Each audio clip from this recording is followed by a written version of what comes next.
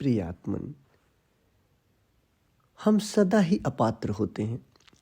परमात्मा बहुत विराट होता है और उसे पाने की पात्रता हम में कहाँ होती है। वो तो उसकी करुणा होती है कि वो बरस जाता है। तो जब भी कभी परमात्मा मिले तो समझना वो करुणा से ही मिला है, वो बरसा है। हम तो बहुत छोटे हैं, हम उसे कैसे पा सकते हैं। तो ये भाव हमेशा अपने भीतर रखना चाहिए आपको। हाँ, प्रयास हम जरूर कर सकते हैं, हम मेहनत जरूर कर सकते हैं, जितना हो सकता है प्रयास रहित प्रयास जिसे कहते हैं हम कर सकते हैं। और एक पूछा गया है सवाल, गुरुजी प्रणाम, गुरुजी क्या स्थिति प्रज्ञ होने से पहले अहंकार आता और जाता रहता है? बिल्कुल सही है। स्थिति प्रज्ञ होने का अर्थ है कि अब आप सदा होश में स्थित हैं। मतलब कि अब आपके लिए कोई नींद नहीं है। रात में भी आप जागते हैं, मृत्यु के बाद और जन्म के पहले भी आप जागे हैं और ऐसे भी आप जाग रहे हैं। तो जब आपका जागना स्थिर हो जाए, जब आपका होश स्थिर हो जाए, बदले ना, तो उस घड़ी को हम स्थिति प्रज्ञ कहते हैं। उस अवस्था को हम स्थिति प्रज्ञ कहते हैं, जब हम होश में सदा के लिए स्थित हो जाते हैं, जब हमारा होश अकंप हो जाता है, जिसे अकंप प्रज्ञा कहते हैं। पुनीत जी ने लिखा है, आज दिन भर हृदय बिल्कुल मक्खन सा प्रतीत और भावात्मक स्थितियों में करुणा से ओतप्रोत हो रहा है। यह करुणा बिल्कुल अलग से प्रतीत होती है। यह भाव नहीं अपितु स्वभाव की प्रतीति हो रही है। यह भाव जीवन में बिना किसी कारण के अनुभव कर पाना नामुमकिन होता है, जो अब अकारण ही अनुभव हो रहा है। इस उच्चतम आनंद का अनुभव आपके आशीर्वाद के बिना संभव नहीं था। सच में जब भी परमात्मा का थोड़ा सा भी बूंद हमको मिलती है तो अकारण होता है। हम ओतप्रोत हो जाते हैं, आनंद से भर जाते हैं और ये धन्यवाद का स्वर है। और इस तरीके से हमारे भीतर से एक परम धन्यवाद निकलता है,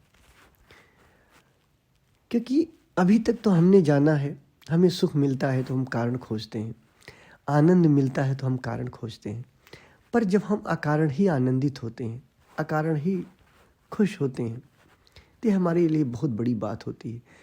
क्योंकि सुख होने के लिए, आनंदित होने के लिए हम कितनी चीज़ें हम पैसा खर्च करते रहते हैं कि यहाँ सुख मिल जाए, वहाँ सुख मिल जाए। कितनी सारी कीमत चुकाते रहते हैं, कितना परेशान होते हैं। जहाँ भी हम बाहर दौड़ रहे हैं, हम कुछ पाते हैं, एक मूवी देखने जाते हैं या हम कुछ खोजते हैं, तो हम आनंद को ही खोजते हैं किसी कारण। लेकिन जब आनंद अकारण ही मिलता रहता है तो ये बड़ा गौरव की बात होता है और बड़ा आनंदित होता है।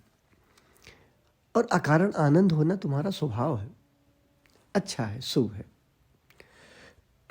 इसका अंकु का कुछ प्रश्न है। गुरुजी प्रणाम, ध्यान के अलावा जब मैं शुद्ध होश बनाता हूँ, दिन भर तो दो चीज़ एक साथ महसूस होता है, खालीपन और सन्नाटा। लेकिन सन्नाटे की आवाज़ तेज होती है तो मेरा ध्यान वहीं जाता है और तब दो चीज़ बची होती है, शुद्ध होश और सन्नाटा। क्या ये सही है? हाँ, आप जितना होशपूर्ण होंगे उतना ही ज़्यादा आप सन्नाटा सुन पाएंगे। सन्नाटा तो वैसे भी बजता रहता है, चलता रहता है, बट आप जब होश में होते हो तो आपको सुनाई देता है। बेहोशी में वो आपको सुनाई नहीं देता। और गुरुजी, जैसे मैं ऑफिस में होता हूँ, जहाँ कस्टमर से अपनी बात करनी होती है, तो वही एक चीज़ ही रहती है, शुद्ध हो स्व का अनुभव। अच्छी बात है, स्व का अनुभव रहे। गुरुजी, होश का अनुभव कौन करता है? जब मैं होश में जाता हूँ, होश का अनुभव होश खुद करता है।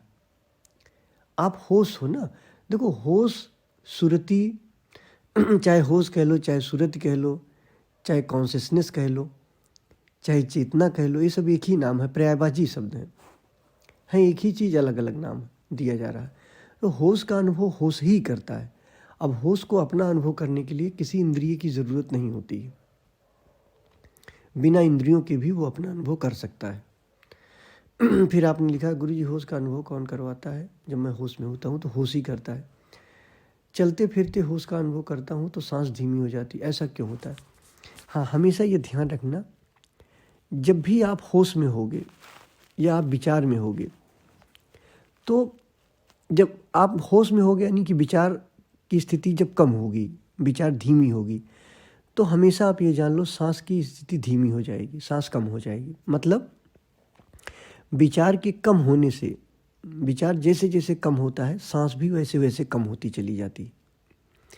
मतलब आपने देखा होगा कि जब आप गुस्से में होते हो तो सांस की स्पीड बहुत तेज हो जाती है, गुस्से में सांस बढ़ जाती है।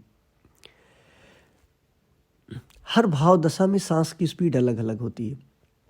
जब आप बहुत ही उद्विग्न होते हो, गुस्से में होते हो, सांस की स्पीड तेज हो जाती है। जब बहुत आप शांत होते हो, ध्यान की अवस्था में होते हो, सांस धीमी हो जाती है। रात में आप सो रहे होते हो, सांस धीमी हो जाती है। लेकिन आप कोई डरावना सपना देख लो, कुछ घबराने वाली बात सुन लो, तो रात में भी देखिए सांस तेज चलने लगती है। तो ये ध्यान रखना, विचार जैसे जैसे कम होते हैं, सांस वैसे वैसे धीमी हो जाती है। तो ध्यान में विचार कम होने लगते हैं, सांस धीमी हो जाती है। और समाधि की अवस्था में सांस ना के बराबर चलती है। तो अगर आपको सांस पे कंट्रोल करना आ जाए, मतलब अगर आपको बहुत क्रोध आया हो, और कभी आप प्रयोग करो, अगर क्रोध बहुत आया है तो आप सांस को देखने लगो, तो आप देखोगे क्रोध आपका खत्म होने लगता है। काम, क्रोध, मोह, लोभ, हर अवस्थाओं में सांस की गति अलग अलग हो जाती है। तो अगर आपको सांस पे कंट्रोल करना आ जाए तो आप क्रोध पे भी जीत सकते हो, अपनी सभी वासनाओं पे विजय प्राप्त कर सकते हो, अगर सांस को कंट्रोल कर ले जाओ।